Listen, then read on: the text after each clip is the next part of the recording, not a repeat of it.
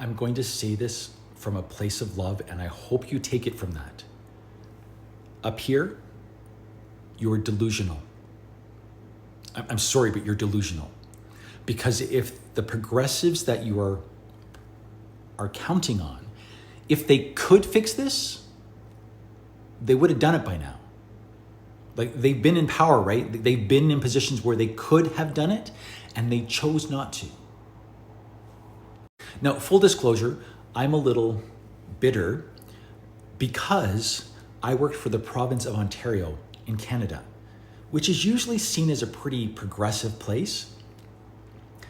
Now, after George Floyd was murdered, the government started making all these promises to end systemic racism. So I decided to speak up and say, well, now that you've made these promises, I'm being harassed at work. Can you look at that? And guess what they did? They fired me.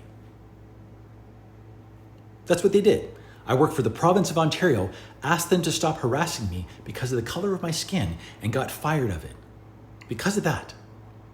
Because I asked to stop being harassed.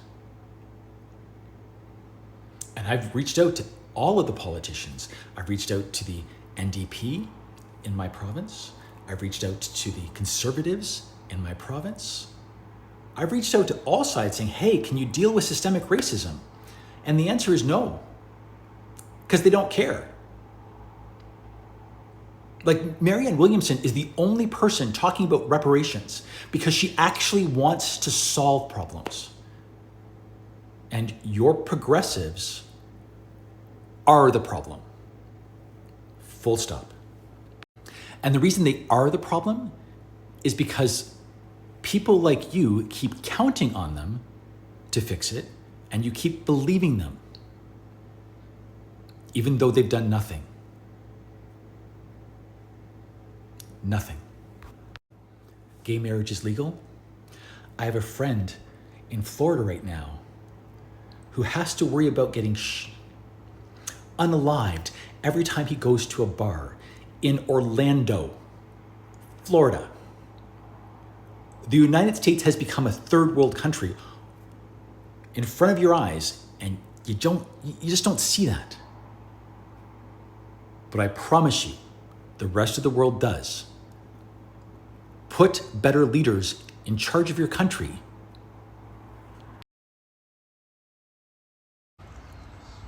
Why am I not stopping? I'm speaking up about government corruption because I'm very, very good at telling the future. This guy here, his name is Edgar Cayce. He was known as the sleeping prophet. Around the age of 50, he realized that when he got into a trance or was dreaming, he could accurately predict the future. And yeah, me too. Around the time I was 50, I realized that I was psychic, and that was unbelievable. And I made movies about that. It started talking about racism, but I realized that I can see the future. And I came up with an idea to transform the economy of Windsor into a new Las Vegas. I can create thousands of jobs very quickly and make people lots and lots of money. And all it will take is one difficult conversation with Doug Ford that will very likely, wink, wink, see him removed from office. And how do I know? I can see the future, people, for real. And I'm trying to use my abilities to help my city. And how is the government responding? They're telling me to shut up. I'm trying to create jobs and end corruption, and the government is telling me to shut up, which is that's a choice. I think a different choice would be they can grow up. They can grow up and admit they made a mistake. That's all they have to do is say, oops, we made a mistake here. Sorry, Joe, let's fix it. And then we can move forward with creating a new Las Vegas. When I used to be a teacher, and I always told my students early on, whenever you make a mistake, the first thing you say is, yes. Because when you make a mistake and realize you've made a mistake, that means you've grown. It's like, oh God, I made a mistake. Thank you. Now I can grow and improve. But what our government is filled with is children who all they're trying to do is just cover up their crimes, and it doesn't matter what their crime is. It's like, oh, I made a mistake. Let's cover it up. Let's cover it up. And they are committing so many crimes to cover up simple, just because they can't admit that they made a mistake. It's ridiculous. I am not stopping because I know where I end up.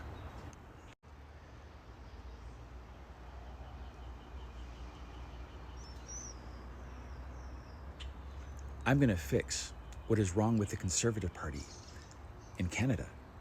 And it's going to take some time. But I'm very, very good at predicting the future, as I proved in my movie. I know where I'm going, and that's why I'm not stopping. You truly picked the wrong person to try this bullshit with.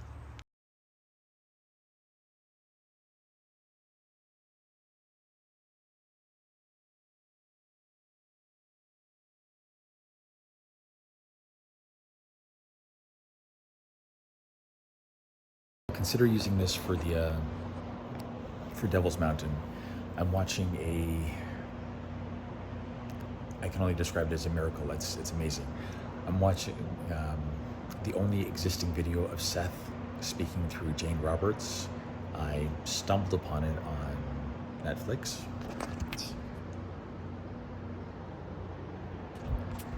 My apologies, not Netflix. This is YouTube. The really interesting thing about this for me, I've been obsessed with the work of Seth for years. I do not know why, but I've always been obsessed with Atlantis. And the work of Seth and Edgar Casey helped me deal with my obsession with Atlantis. I'm not saying this properly.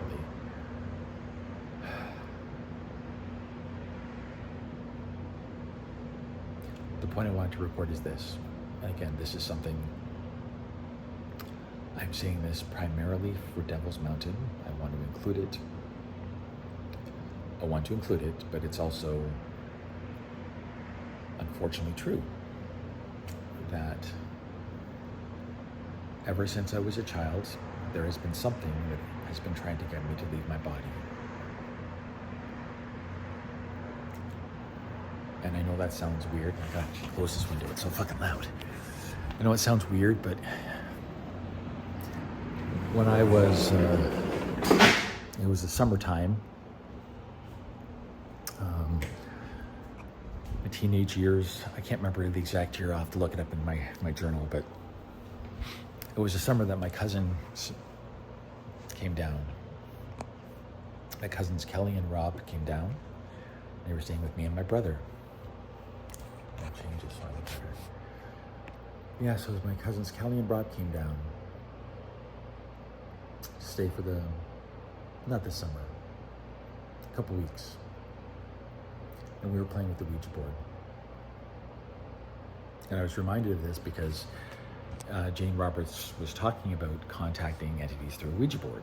And it was after this weekend, after the experience I'm going to talk about right now, that I decided to never touch a Ouija board again. And I don't think I've ever recorded it. I've told very few people about this, but this is true. And I think it should be included in a movie. Cut. So if I actually do include any of that in the movie, side note here, don't include this part because this would be the filming part of it. I'm thinking that when I'm talking with Sebastian, or Michael's character, I can then reveal, I kind of relate because I had this really weird experience when I was a kid where it felt like something was trying to get to me to leave my body, and then maybe tie that into being kidnapped into the fairy realm. And that's being kidnapped into the dark realm. That's why. It's because something has been trying to get me for a long time. And I'm vulnerable to it. And then because I've been kidnapped, that gives Sebastian the incentive to get into the woods, because otherwise why would he ever do that?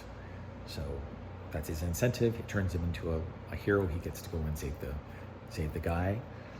I get to be the guy that gets saved, which is kind of cool. And anyway, back to the other thing. Back to the story.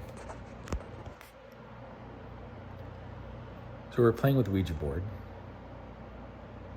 and I was already hesitant because I'd read, it was in the 80s, so I had read the work of, God, they've made movies about them, what are they? The demonologists, Ed and Warren.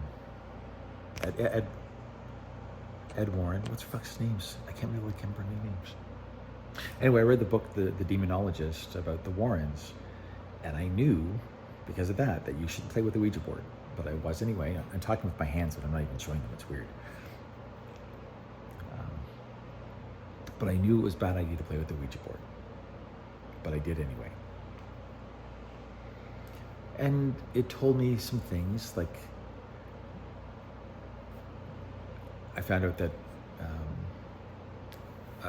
the wife of my dad's best friend had cancer. Ouija board told me that. And she did. So that was like, well, I don't think we should be playing with this. But we were kids, and I was the oldest there.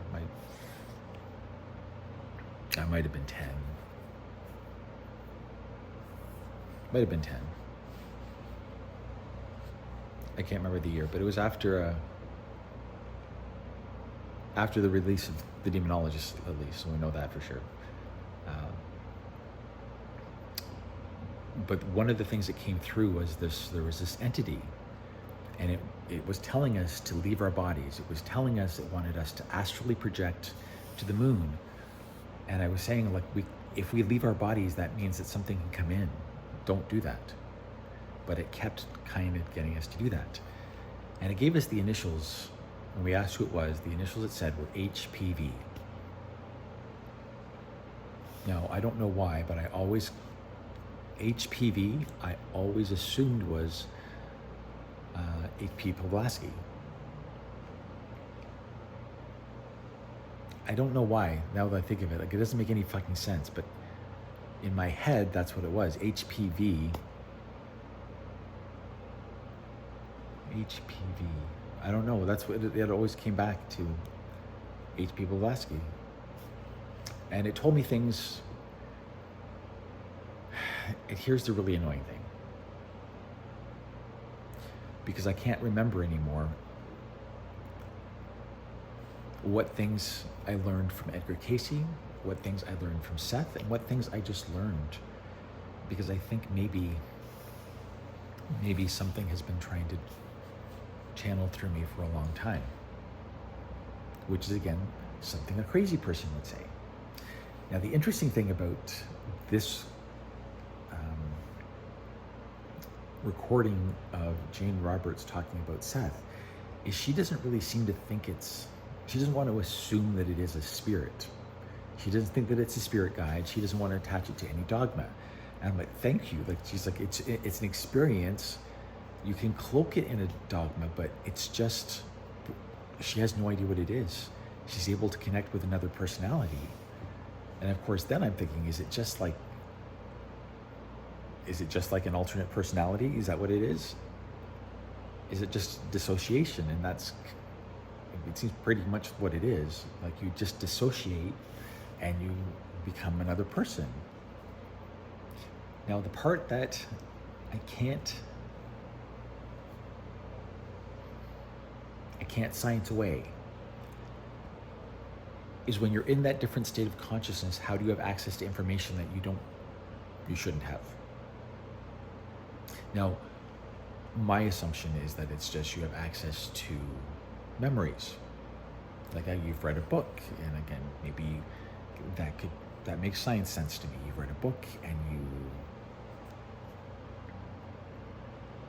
you can't remember it, you can't recall it, but when you're in your alternate state, suddenly you can. Suddenly you can remember things that you couldn't before. Or when you're in an altered state, you're more observant and you're more in tune with your senses, because we have more than 5 senses. And maybe your sense of smell is heightened when you're... that makes science sense to me.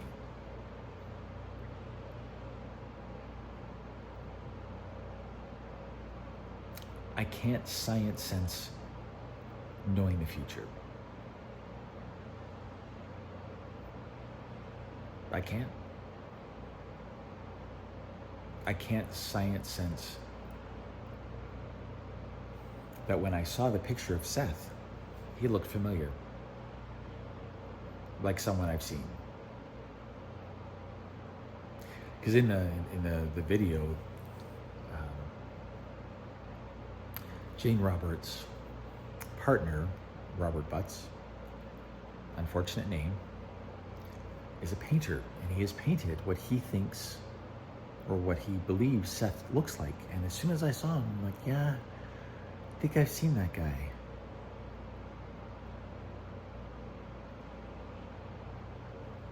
I don't want that to be true.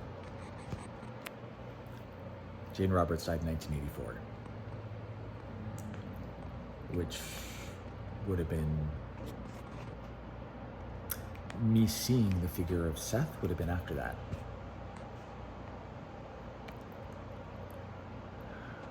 But it's also possible, isn't it, that I've just read a book before about Jane Roberts and seen that picture before. So of course I've seen that picture, and of course he looks familiar.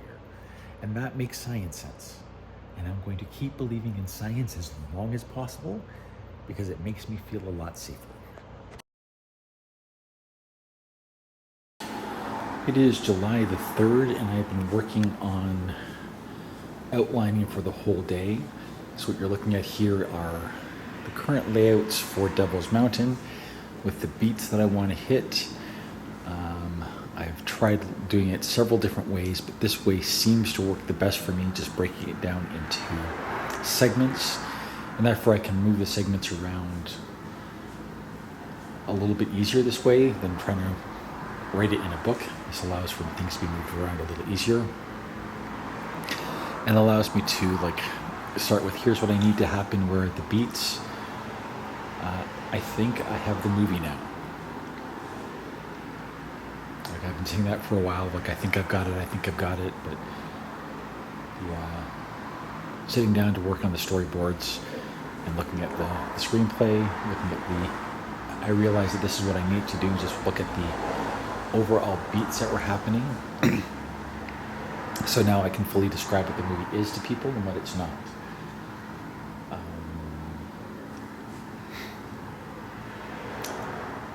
Doing this took about 7 hours. I think around 7 hours to do this.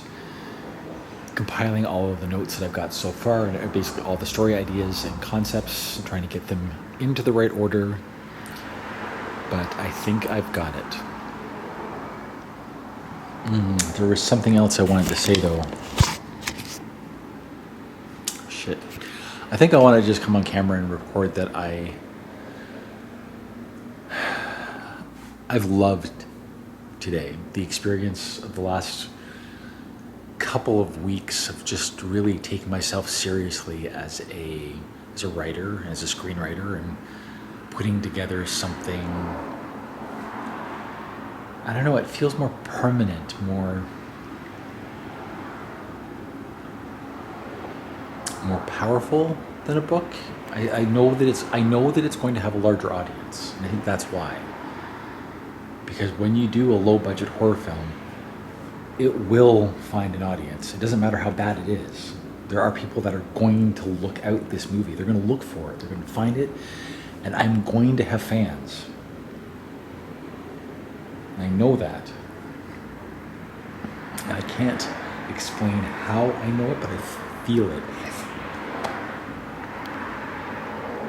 In the same way that I'm realizing levels of fame, like the level of fame that the people in Return of the Living Dead have. Like that movie, oh, that's what it is. Today is July 3rd. It is Return of the Living Dead Day. It's one of my favorite movies of all time. And I grew up believing the people in that movie were the most famous people in the world. And they were to me, not to anyone else. And if Devil's Mountain can be anything remotely like that to another kid, then I will have served my life's purpose. And it will not matter if I do anything else in my life. Seriously, like if I can contribute to, Killer Clowns from Outer Space, that type of movie, if I can create that, that would be super fucking cool. And that's what I'm aiming for, is just aiming for that level of that. I'm realizing elements of this are similar to The Gift. I think that was one of the angles that I needed, was the psychic element. I wasn't sure how to put that on film. Looking at The Gift, the way Sam Raimi did that is super easy, and I can do that.